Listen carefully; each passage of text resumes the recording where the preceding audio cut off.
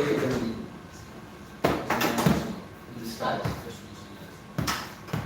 himself sannyasi. When I first put on saffron, I got bit by a spider, and my leg swelled up really, really bad. You remember that?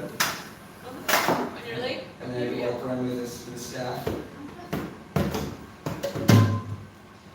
Jaya Radha Madhava Kunjabiyari.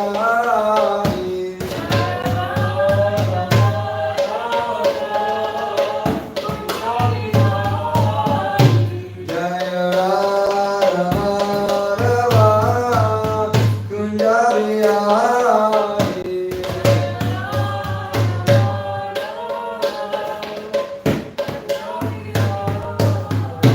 Jaya Gopi Janavallabha Girivaradhari.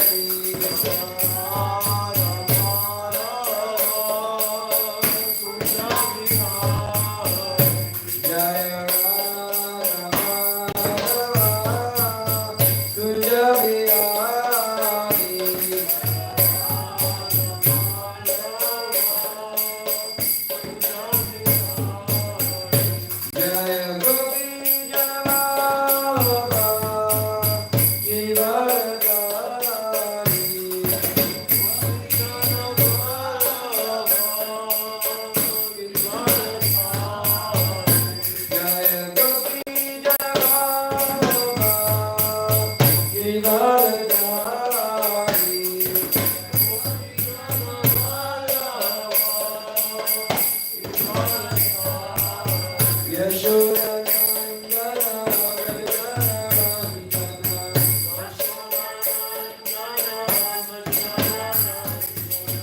Yashodanandana Vrajaranjana.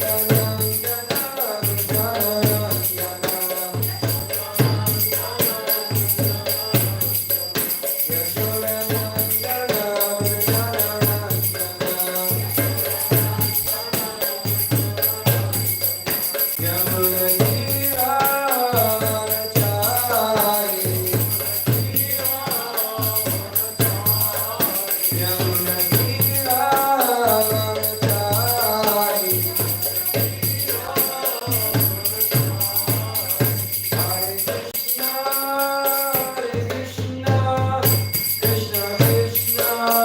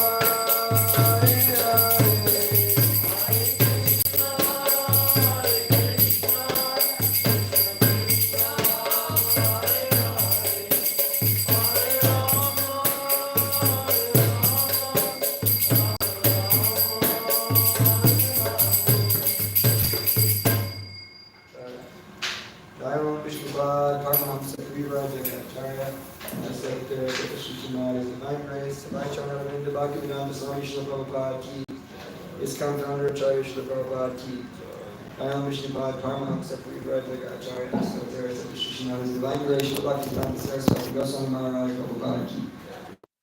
Vaishnav Vrinda ki, Namacharya Haridas Thakur ki, Prem se kaho Shri Krishna Chaitanya Prabhu Nityananda, Shri Advaita Gadadhar Shri Vasari Gaura Bhakta Vrinda ki, Shri Radha Madhava ki, Shri Gaur Nitai ki, Shri Sitaram Lakshman Hanuman ki, Sina Singade Prahlad Maharaj ki, Shri Giriraj Govardhan Maharaj ki, Nitai Gaur Premananda.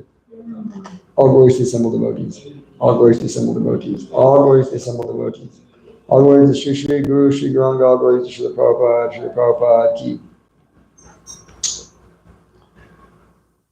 Om Ajnanatamarandhyasya Gyananjana Shalakaya Chakshurunmilitam Yena Tasmai Sri Gurue Namah Shri Chaitanya Manobhistam Stapitam Yena Bhutale Swayam Rupa Kadamayam Dadati Swapadantikam Vandeyam Shri Guru Shri Yuta Padakamalam Shri Gurun Vaishnavamscha Shri Rupam Sagadatam Sagana Raghunathan Vitam Tam Sajivam Sadvaitam Savadutam Parijana Sahitam Krishna Chaitanya Devam Shri Radha Krishna Padan Sagana Lalita Shri Vishakanvitamscha Hey Krishna Karuna Sindhu Dinabandhu Jagatpate Gopesha Gopika Kando Radha Kanta Namostite Tapta Kanchana Gaurangi Radhe Vrindavani Sware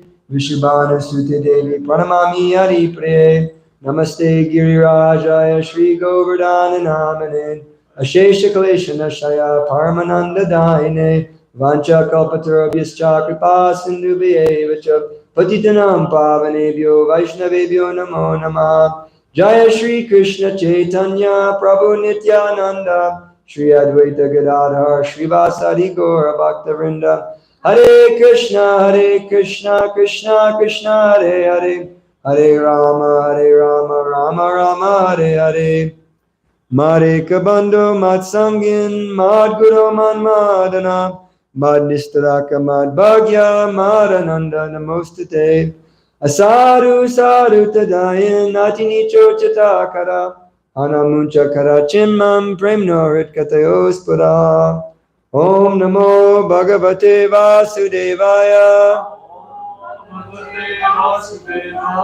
Om Namo Bhagavate Vasudevaya Om Namo Bhagavate Vasudevaya.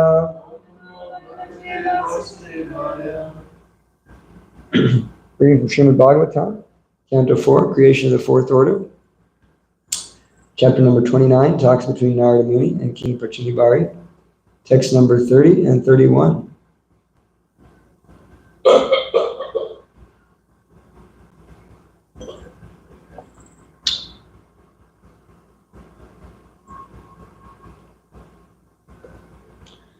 Chutparito yata dina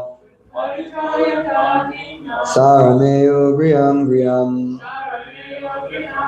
Turn vidati yadishtam Nandam odaname baba Tata kama shayo jiva Ucha vacha pata brahmam Uparyado vamadyeva Yati dishtam priya priyam Chutparito yata dina Sarameyo griyam griyam Tam milati yadishtam Dandam odaname bhava Tata kamashayo jiva Ucha vacha pata brahman Uparyado vamadyeva Yati dishtam priya priyam. Right? Shutparito yatadina Sharameo Griyam Griyam Charan Vidanti Adishtam Dandam Odaname Baba Tata Kamashayo Jiva Ucha Vacha Pata Brahman Upayado Bama Yeva Yati Dishtam Priya Priyam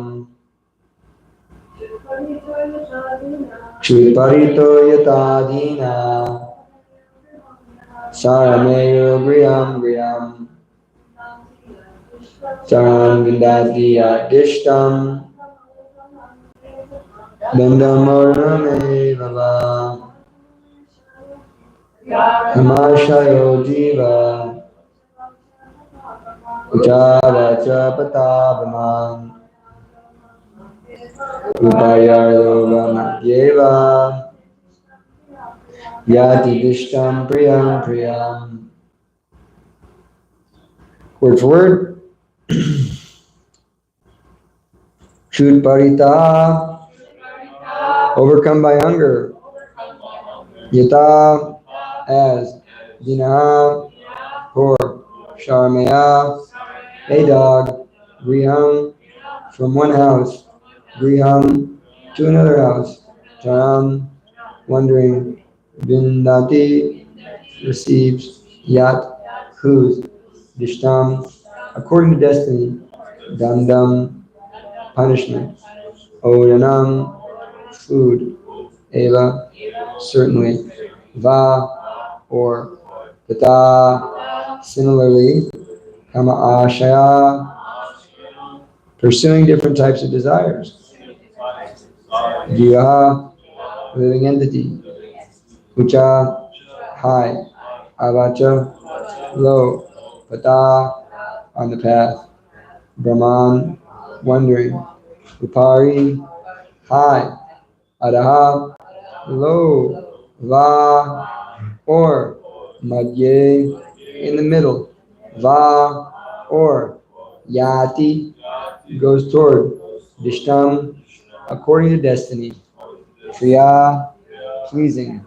Apriyam, not pleasing. Translation and purport by His Divine Grace, Srila Prabhupada. The living entity is exactly like a dog who, overcome with hunger, goes from door to door for some food. According to his destiny, he sometimes receives punishment and is driven out, and other times receives a little food to eat. Similarly, the living entity, being influenced by so many desires, wanders in different species of life according to destiny. Sometimes he is high and sometimes he is low. Sometimes he goes to the heavenly planets, sometimes to the hell, sometimes to the middle planets, and so on. Purport. The living entity's position is herein likened to a dog's.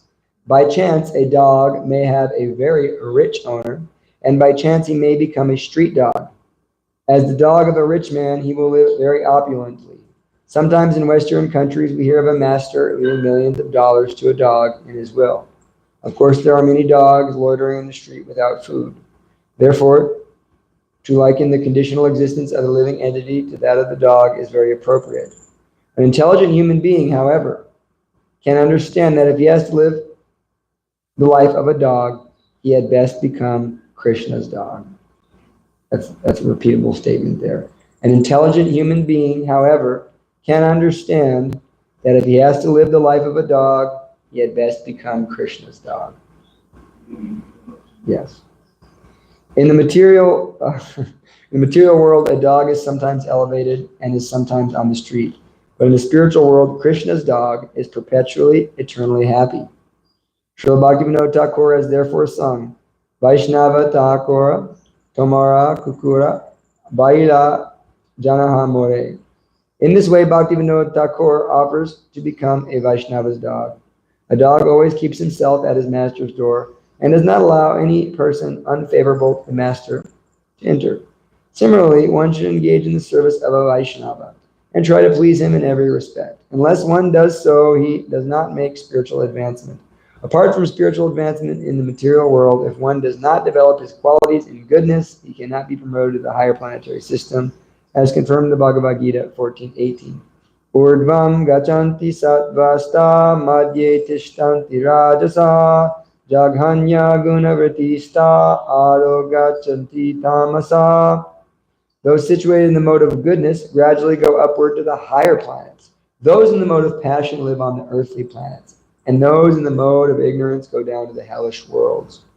There are many varieties of life in different planetary systems, and these come about due to the living entities developing his qualities in goodness, passion, and ignorance. If one is in goodness, he is promoted to the higher planetary systems. In passion, he remains in the middle systems, and if in ignorance, he is punished down to the lower species of life. Srila Prabhupada ki. Krut parito yata dina sharameyo griham griham taran vindati yadishtam dandam ordam eva va tata kama shayo jiva uchava chapata brahman upadyo va madye va yati dishtam priya priyam. The living entity is exactly like a dog who, overcome with hunger, goes from door to door for some food. According to his destiny, he sometimes receives punishment and is driven out, and other times he receives a little food to eat. Similarly, the living entity, being influenced by so many desires, wanders in different species of life according to destiny. Sometimes he is high and sometimes he is low. Sometimes he goes to the heavenly planets, sometimes to hell, sometimes to the middle planets, and so on. Namah Om Vishnu Padaya Krishna Prashtaya Bhutale Srimate Bhaktivedanta Swami Niti Namane Namaste Saraswati Devi Gauravani Pracharadeni Vishesha Shanivadi Prastitari Shtari Namaste Jivanandaya Dasa Avanachari Prabhupada Valabhaya Srinasila Agyana Dvanta Gravana Pashchiti Patitadmanan Gyana Gurudaya Chitari Chakshashina Hari Om Tatsa Abhama Bhuvanaloka Punaravati Narjuna Mamupetya Kunteya Punar Punarjamana Vidyate. From the highest planet in this material world down to the lowest planet, all are places where repeated birth and death take place, O son of Kunti. But for one who attains my abode, he does not take birth again. So this is our understanding. And we're hearing the existential situation of a conditioned soul. So this is our existential position, that we are helplessly and hopelessly, for the most part, wandering from higher to lower destinations, influenced by the three modes of material nature. We're being controlled. And until we really focus and really begin to practice bhakti yoga and begin to really do the work necessary to advance in spiritual life, we many of the times do not realize that we are under the control of these modes of material nature, that we're being influenced by something. Just like if someone is being influenced to do something, like if you're forced to go and kill someone or go and commit a crime, and if you get caught and it's proved that you were forced to do so, the punishment is less, right? Because you were forced, you were under the influence of something. Right? If we're under the influence of something, it changes the certain circumstances. Like if you're under the influence of alcohol, then you will have a more severe punishment if you get in a car accident, because you were under the influence of alcohol. So when we're under the influence, it affects our consciousness, it affects our position. We're under the influence of the modes of material nature. And we're wandering through these modes like a dog going from door to door to beg food. This is the position, the embarrassing position of a conditioned soul, is that we're coming to various types of mental concoctions that are born of the modes of material nature, with our tail between our legs and begging, please let me enjoy here. Please let me enjoy here. Please let me enjoy here. Let me try this drug. Let me try this type of sense gratification. Let me try, okay, it didn't work there. I was, in the mode of ignorance. Maybe if I try the same thing in the mode of goodness, it'll work a little better, right? That's how we think. Let me enjoy this type of sense gratification, but this time I'm in the mode of goodness, so maybe I'll try to enjoy better. And you do. You get a little more enjoyment, but in the end, you go back down because we're totally under the control of the modes of material nature, because we're helplessly and hopelessly associating with them. That's the understanding of the Bhagavad Gita. Krishna is explaining that the living entity influenced by the modes of material nature is enjoying various activities, and because of that association with the modes, he's taking birth in both good and evil wombs. Purusha prakriti stohi. Bhokte prakriti janguna. He's enjoying Bhokte prakriti. He's enjoying this nature which is born from the modes, from the gunas. Karnam guna sangosyat. Because he's associating with that mode, therefore he's taking birth in both good and evil wombs. Sad asad yoni. Yoni means womb. So he's taking birth in both bad and good wombs. So we have to associate with the proper modes. We have to associate with the modes in a way that we can shape and engineer our life so that we can minimize our contact with the modes and ultimately transcend them, so that we're not helplessly caught. And that's the power of the ignorance in this material world, that if I'm not aware of this knowledge, I'm thinking I'm the doer, right? I'm thinking that I'm going about my business and I have complete free will, and that I'm the creator and master of my life. And this is such a big misconception. And it's such a powerful challenge to our spiritual life, because we understand that Krishna says that the living entity, bewildered by false ego, thinks himself the doer of activities that are in actuality performed by the modes of material nature. So we're thinking I'm the doer, but actually we're under the influence of these modes. And this is the way that the living entity finds himself in such precarious situations. I need to enjoy. I have to enjoy. And I see some object of enjoyment. Oh, she is so beautiful. I have to enjoy. I have to enjoy her. And so now I make a plan. I make a mental concoction of how I'm going to go enjoy this sense object, right?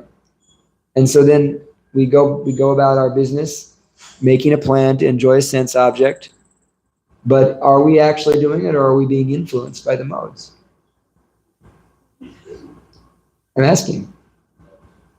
Why are we being? How can we understand that because I'm making a plan to enjoy a sense object, I'm under the influence of the modes? How can we understand that?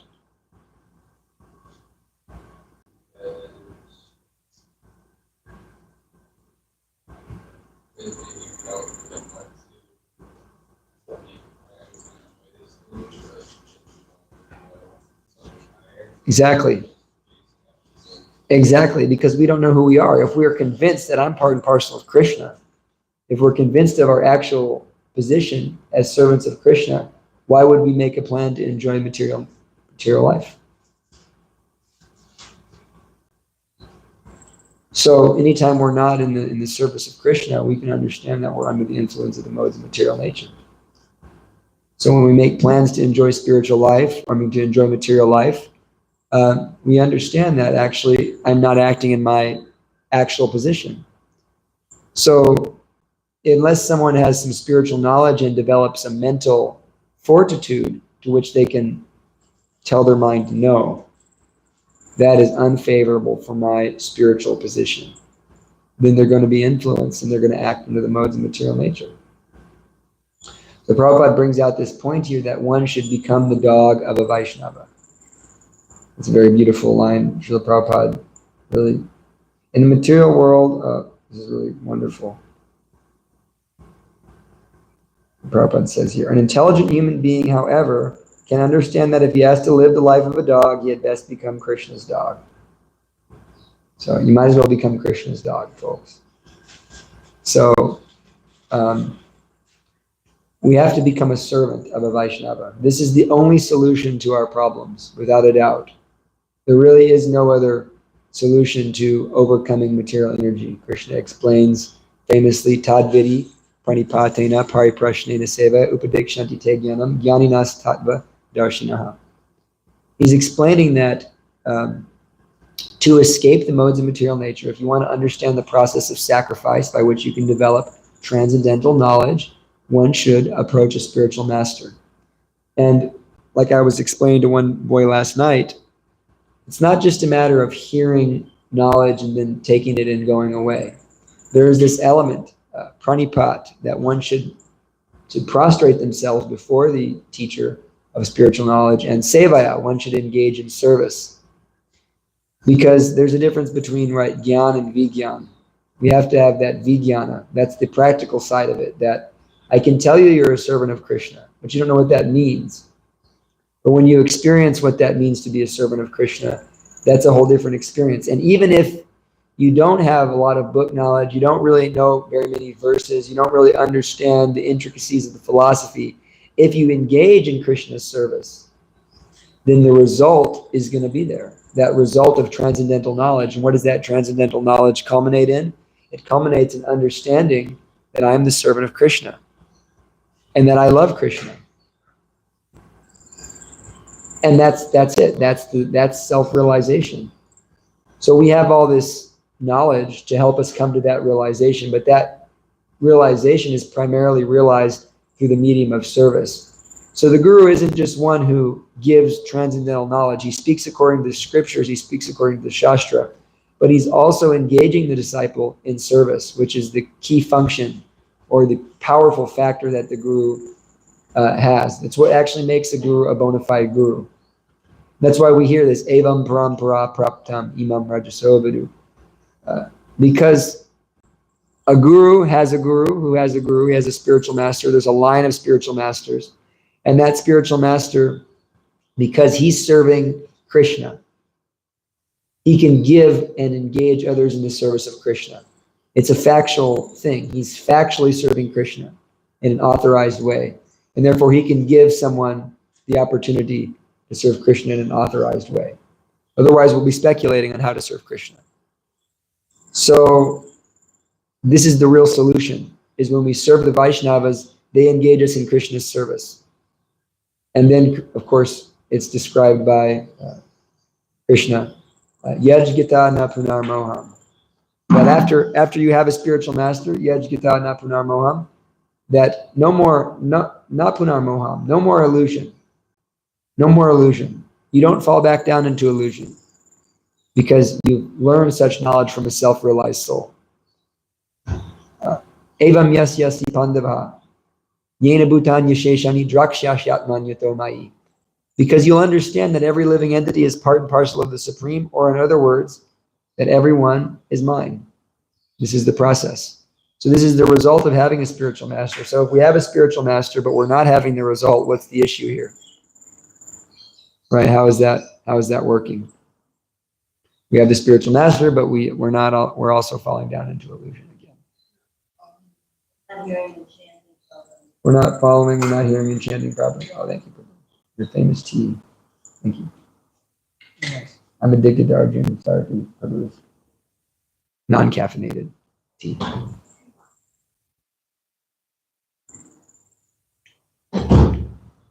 But yeah, this is the process. So therefore, if we analyze our situation, and we really just break it down to the basics, we all have a propensity to serve and to love.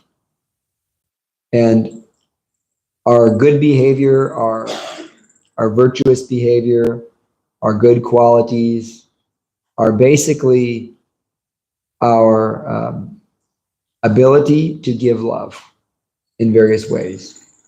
When we can give love, we can express our love, we can do something to express our love. This makes us happy. This makes us in a high vibrational state. And it's very rewarding.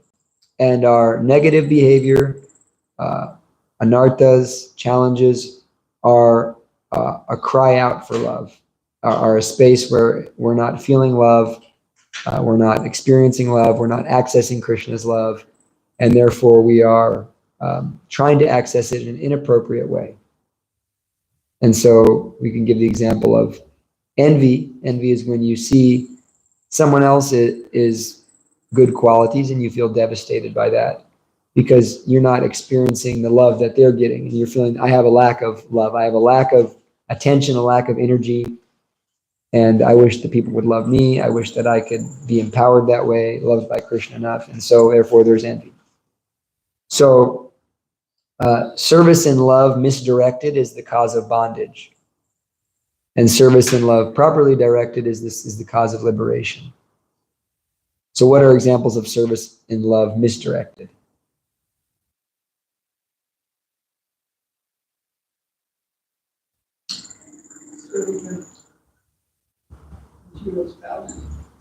Serving a material person.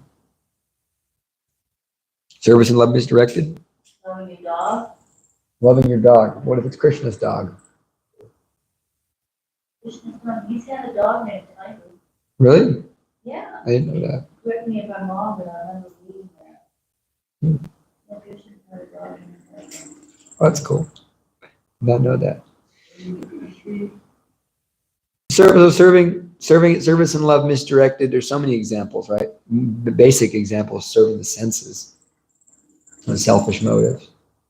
When you analyze it deeper, you realize that any service we do to please ourselves is dissatisfying. And this is a psychological fact that, sometimes you meet people and they're really depressed and they're really trying to get out of it. But you realize those types of people, they only talk about their problems. They only talk about themselves. They have no concept of service to others.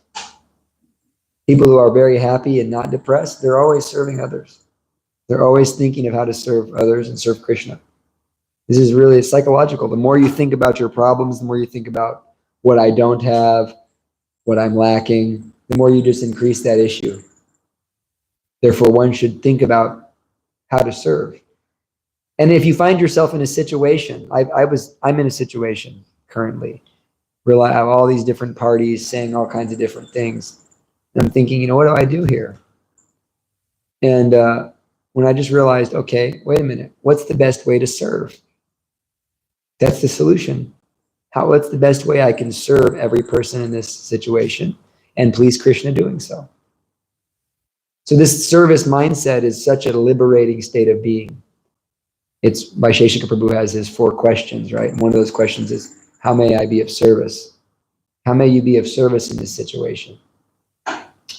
So therefore, Krishna explains, Mam chayo vyabhicharena bhakti yogena sevate sagunan samatit yaitan brahma bhuyaya kalpate. That if one wants to transcend the modes of material nature, one should engage in constant and unalloyed devotional service to the Lord. Such a person is sagunan samatit yaitan. He's above the modes, and he's brahma bhuyaya kalpate. He's situated on the spiritual platform. So why is it that this service attitude brings us out of the modes? Anybody know? Anybody understand? Can think about it?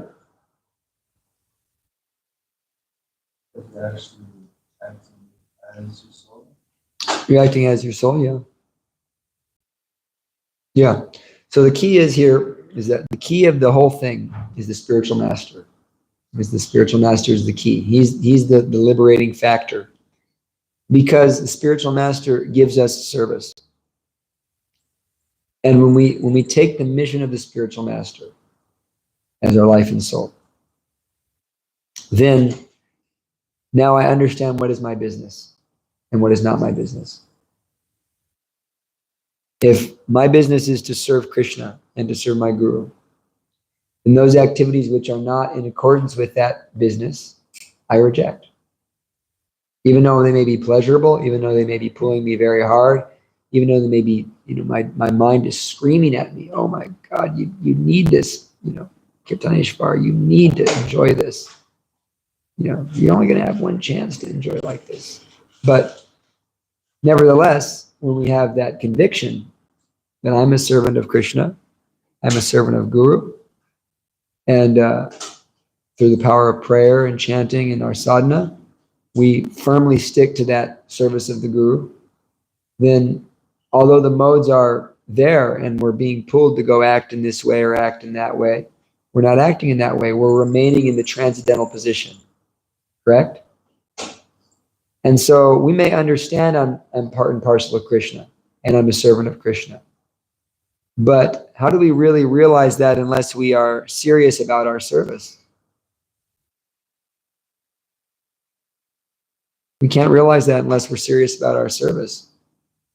But it's easy to say I'm part and parcel of Krishna when I'm acting for Krishna exclusively. because I'm on my guru's business. So this is the process by which we truly elevate ourselves. And so it's a situation that takes a lot of care, because sometimes we find ourselves on the journey, the spiritual path, we find ourselves discouraged, we find ourselves uninspired, we find ourselves demotivated, right? At different times. Why do we become unmotivated, depressed, unencouraged, uninspired in spiritual life? Yes. Sometimes Krishna takes the taste away just to see, going to stay determined despite the him leaving, not giving us that taste as a test. Krishna will do that sometimes. Yeah, Krishna Master will do that. Krishna tests us. Yeah. That happens a lot. Yeah, he tests The longer us. you're in Krishna consciousness, the more you see that happen. Oh no. It's really painful. Yeah, Krishna tests us. What's another reason? That's the good reason. This is the bad reason is offenses, right? Yeah. I have an offensive mentality, so I'm losing taste in chanting, I'm losing taste in service, I'm losing taste in hearing. I'm losing my taste for my joy from Krishna consciousness because I have an offensive mentality. We have an offensive mentality toward the Vaishnavas. And we, how many times are we going to get away with becoming angry at a Vaishnava, criticizing a Vaishnava, speaking badly about a Vaishnava? How many times are we going to get away with it before we start to lose our Shakti? Yeah. We already start, every time you get angry or you lose it on a Vaishnava, you're going to lose Shakti. But after so many times, it's going to become like, you're going to be going through the sludge to try to chant your rounds because you have no taste left. So therefore, we have to adjust our mentality to actually be a servant of the Vaishnavas and see their good qualities. Like Ganga Mantri Prabhu was telling me of one class by Vaisheshika Prabhu where he was speaking briefly on Bhatta Raghunath Goswami, Raghunath Bhatta Goswami. And Raghunath Bhatta Goswami was famous for not criticizing any Vaishnavas. Even if there was every reason to find fault, he wouldn't criticize them. And one of the things Vaisheshika Prabhu says is, that is an option. It's not always practical because we may be leaders, we may be managers, but it is an option. You can simply opt out of criticizing Vaishnavas. Sometimes you may have to, correct someone or be in a leadership role. That's also an option. But we always have the option to opt out from the criticism and from the offensive mentality. And why did anybody know why he didn't criticize anybody? What he would say? He would say, all I see is that they are serving Krishna.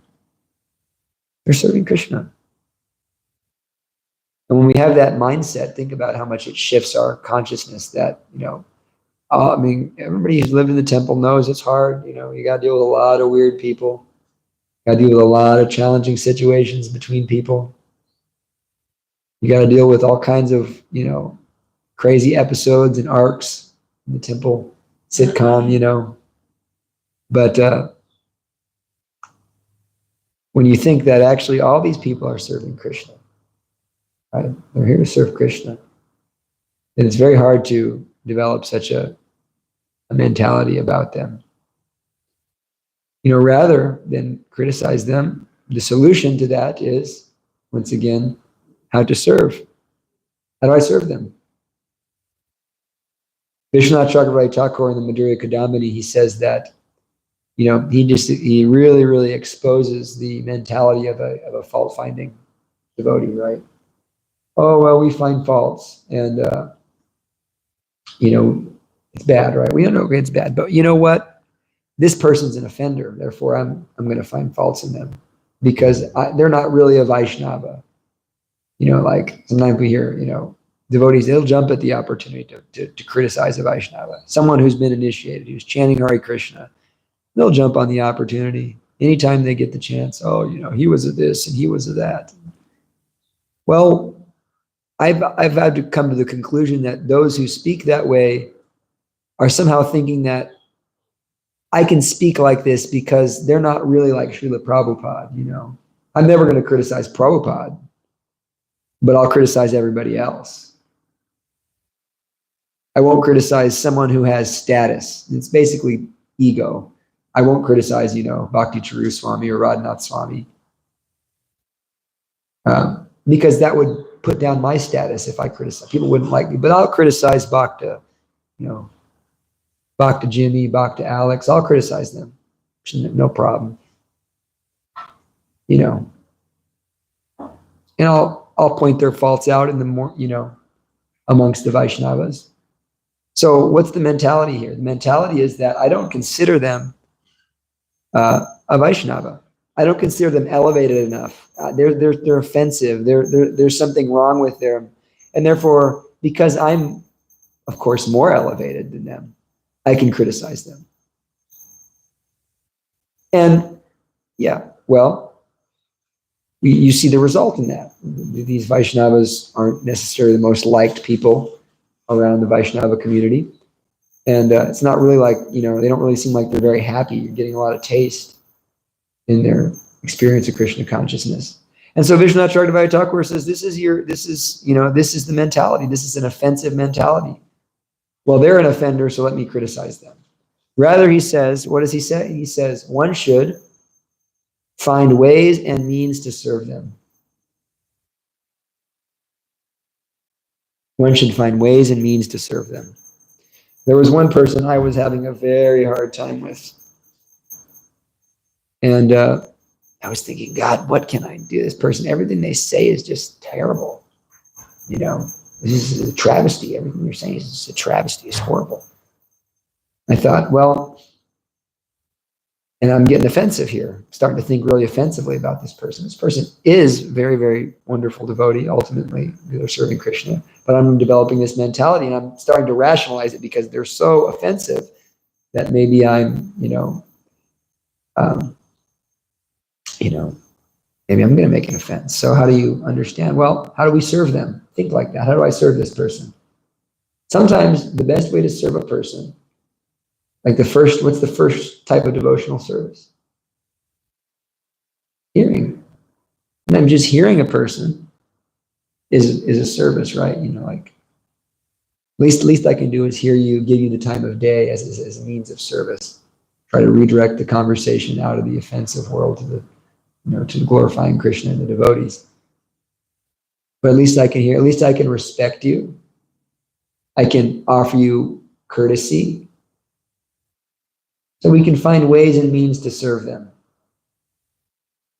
And that will counteract our offensive mentality of wanting to find their faults and rationalizing and justifying our offenses based on their behavior. So this service mentality, once again, that we really have to become servant of the servant of the Vaishnavas. And so if you actually have the mentality of servant of the servant, then you wouldn't criticize Bhakta Alex or Bhakta Jimmy. You'd want to serve them. That's why, I'm convinced of this, that if you serve the newest person that walks through that door and you make them a priority and you want to serve them, because they could be, a great Vaishnava in their past life, whatever. If you serve them, you get more mercy than everybody. You get all the mercy, you get all the joy and bliss because you're preaching. You're trying to help others become devotees. And you tolerate their faults. I've heard devotees say some things just like, about new people, about some of the devotees. It's like, if Prabhupada said and thought that way about us, there would not be a Hare Krishna movement. It's the fact. There would be no Hare Krishna movement. Because Prabhupada was dealing with, some wild people. And some of those people became really great devotees. So there's a practicality also. We have to protect the devotees. We have to have rules, and we have to, enforce them at times also. And that's also service. The point is it, are you doing it out of service?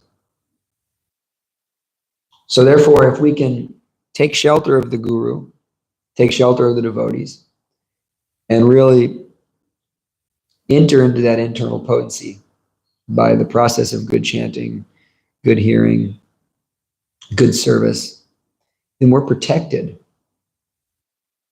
We're actually protected. That energy protects us. And Krishna explains this. Those who work always under my protection, right? They'll cross over all of the miseries of material life without difficulty. But those who do not hear me, acting in false ego, what happens to them? They will be lost. So what's acting in false ego? I'm this body, this is mine, and I have some material desire. My body and my mind are screaming at me, do this, do this, do this. And I have to do it because I'm my body. And therefore, you're lost. You're exiting that protection that the parampara is giving you. When you have that protection, when you're really like, I'm going to chant my rounds, I'm going to follow for regulative principles, and that's my vow. I made a vow. That's it. Then you're protected by Krishna. And I'm not going to act out of whimsical nature. I'm going to act out of service. And then you'll be protected. And that's why we find that, all those devotees who were dear servants of Srila Prabhupada, they did miraculous things. And any devotee really who is genuinely serving Krishna and not acting whimsically, not justifying acting, in nonsense, they can do wonderful things. They can accomplish wonderful things because they're surrendered, and they're taking that shelter. They're taking that special mission of the spiritual master of Srila Prabhupada, and they're acting within it. That mission protects us. And that's the power of any type of real protection. Like there's an energetic aspect to this, that if you have a children, right, and you have a daughter, she has a very strong father, very strong mother, then she's protected by that energy.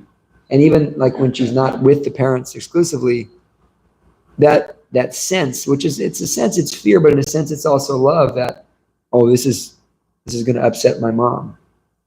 I don't want to do that. That's like, children develop that. I mean, I know I did growing up, there's a sense that like, oh, I'm going to get in trouble if I do this, or this is going to displease my mom or my father.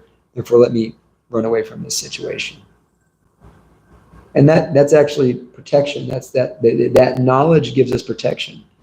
And so what to speak of the spiritual master? If you have a strong relationship with the guru, it's very powerful how you'll find yourself empowered to even, subdue the most horrible of material desires. You're able to overcome by that mercy of the guru. Yes, that's in my mind. It's all a war zone. So I'm like, bayoneting the Maya dragon in the chest with my holy name bayonet. I think in military terms a lot. It's actually in my astrology. I have a soldier mindset. Yeah, I was thinking of that. I used to wear a St. Michael medal for like 15 years of my life. Then I changed to St. Benedict.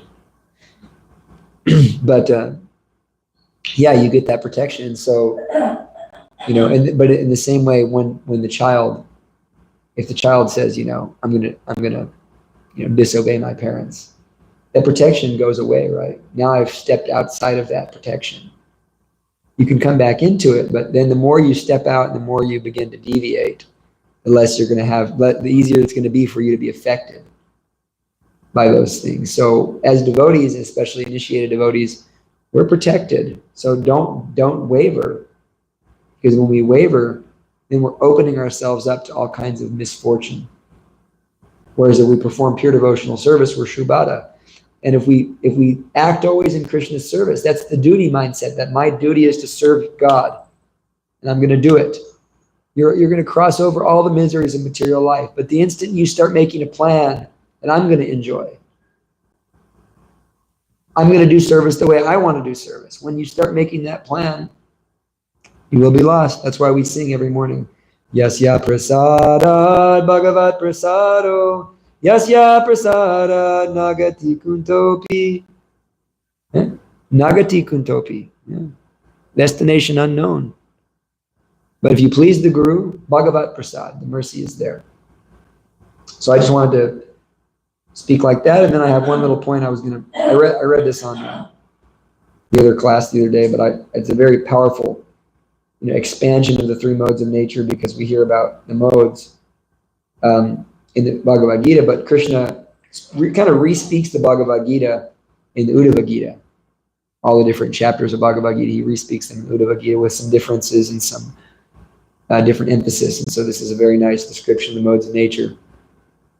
Mind and sense control, tolerance, discrimination, sticking to one's prescribed duties, truthfulness, mercy, careful study of the past and future, satisfaction in any condition, generosity, renunciation of sense gratification, faith in the spiritual master, being embarrassed at improper action, charity, simplicity, humbleness, and satisfaction within oneself are the qualities of the mode of goodness. We cultivate mode of goodness. It's not our business to cultivate mode of goodness. That's not our main business. Our business is to cultivate devotion to Krishna. But we have to simultaneously, as an offering to Krishna, which people don't understand sometimes. They think, well, I chant Hare Krishna. I don't have to behave right because I got all the qualities of the demigods. I'm chanting Hare Krishna. And if the demigods are like you, then remind me to go to the lower planets, because I certainly don't want to go where you're at. I got all the qualities of the demigods, and because I'm chanting, I don't have to work on or try to be humble. I'm going to be humble naturally. No, that's not the process. That's a misunderstanding. The process is that you do chant, but you're chanting and you're trying to develop, as an offering to Krishna, the qualities of a Vaishnava. Why does Krishna give, like last night, Guru Maharaj's class, Krishna gives all these points in the Bhagavad Gita in the 12th chapter about how a Vaishnava behaves. And then so the mode of passion. The mode of passion. Material desire, great endeavor, audacity, dissatisfaction even in gain, false pride, praying for material advancement,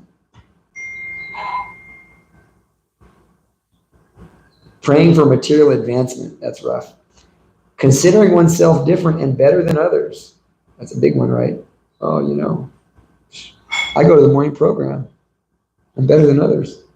Sense gratification, rash eagerness to fight, a fondness for hearing oneself praised, the tendency to ridicule others, advertising one's own prowess and justifying one's actions by one's strength and qualities, are qualities of the mode of passion. I'm justified to make offenses. And then the ignorance, intolerant anger, stinginess, speaking without scriptural authority, violent hatred, living as a parasite, hypocrisy, chronic fatigue, quarrel, lamentation, delusion, unhappiness, depression, sleeping too much, false expectations, fear, and laziness constitute the major qualities of the mode of ignorance. Now, please hear about the combination of these modes. And Krishna then explains, he gives all these different things, but the last point he makes, again, is freed from subtle conditioning of the mind and from the modes of nature born of material consciousness, the living entity becomes completely satisfied by experiencing my transcendental form. He no longer searches for enjoyment in external energy, nor does he contemplate or remember such enjoyment within himself. So the answer Krishna gives after all of this description of the modes, he says you have to engage in service. So service is our real key. So when we get service, and we don't take it as a gift, as a genuine, special thing that I've been given service by Krishna, then we're really in what kind of consciousness is that? So, Hare Krishna. Any questions, comments? Mother Sandhamini? Thank you. That was a really great class and a lot of great points. What you were saying about the parents protecting the children, the Jain family that comes here every year, the father, Rajendra, was telling me that the youngest son, they have the two sons, so the youngest son they sent to England for college, for university. And the mother was saying before he left, I'm concerned you're going to be away from home. Will you follow the vegetarian diet? Will you follow our principles? And he said, Mother, he goes, the way you've trained me, he said, I wouldn't even think of those things. And even though, so far away from home, he said, I wouldn't consider doing those things, out of, that love and a little bit of fear and the protection that they get from the families that, he was like, there's no question of it. You don't even have to worry about that. I would never disappoint you. There's a genuine, actually, even on a subtle level, for those who can see subtle things, which sometimes I have the ability to do, people who are protected by very strong parents or by, very connected to religion or God, they have an aura. Children have an aura about them. And they can't be penetrated by like selfish motives and these types of things. They're protected by it. It's a genuine thing. And we perform these samskaras and these rituals that actually increase that. It's really real. And then the parents also, they have a connection. When I was a kid, like I was very, very, I was very like good boy type, listen to my mom all the time. And like, I was not allowed to leave the town. But one time I was like, I'm going to go, just 10 miles out of the town to pick up my friend. And we're like in the car. My mom calls me, she goes, did you leave the town? No. She's like, come home now. I'm like, so somehow the parents, they have that, they have that radar. Mom. Any other point? Oh yeah, actually, Tejo has a question. He texted me. So I'm going to read his question. Tejo asked, amazing class, Prabhu. Can you please give examples on first class service and what one should be thinking while performing the service? Okay, what is first class service and what one should be performing? Well, Rupa Goswami says, Anya Abhilashita Shunyam Gyanam Karmani Navritam Anukulyena Krishnana Shilanam Bhakti Uttama.